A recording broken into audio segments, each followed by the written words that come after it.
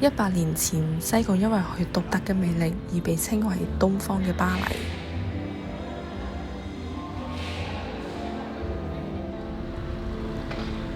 一座法雅融合嘅建築空間，就好似同都市嘅喧囂聲隔絕嘅童話世界一樣。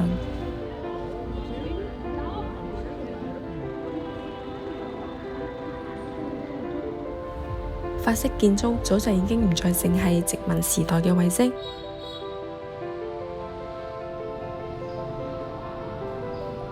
亦都冇抹去越南嘅色彩。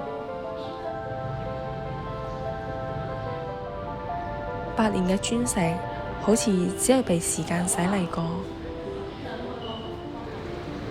依舊溫暖如初。